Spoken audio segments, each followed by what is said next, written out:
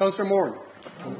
Yeah, thank you, Lord Mayor. Lord Mayor, just before I speak, I want to just pick up on what the Deputy Chief said, because I entirely agree with it, just on the work and the assistance provided by the Director and the staff on this. It's been second to none.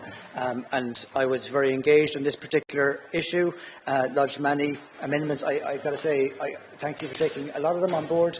So actually, even though I will be voting against what is before us now, I very much welcome your work and engagement on that and bringing the amendments which are suggested into it.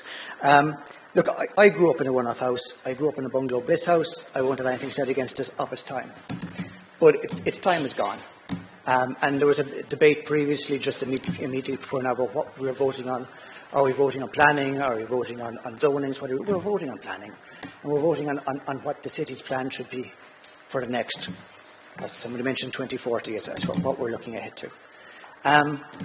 If we allow more one-off housing, we're allowing housing that will never have a footpath, that will never have a bus service. All of the objections which we've heard about the various zonings before us have been about infrastructure and how poorly we do infrastructure in this country. And nothing typifies that more than the way we allow one-off housing to happen. One-off housing is not planning in rural areas, or in the case of the city, in the hinterland areas. It is the very absence of planning. It is saying, you're on your own. We won't be doing anything for you.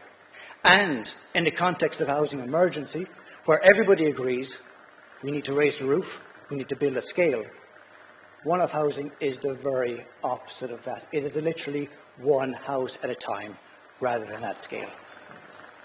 The housing minister has said 20,000 one-off houses he wants to build nationally.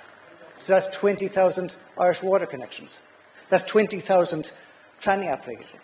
That's 20,000 workers, from architects to construction workers, who are pulled away from building at scale to building one-off.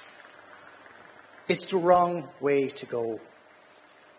And the recent CSO report onto the idea of rural Ireland, or what is rural Ireland. We refer to in this policy about urban generated housing and rural generated housing. It's all urban generated housing.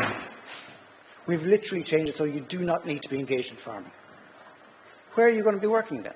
You're going to be working in the city, you're going to be commuting, you're going to be driving every day. You'll have to drive, because you won't have a bus. That's what we're planning. Or not planning, as the case may be. It's not the future.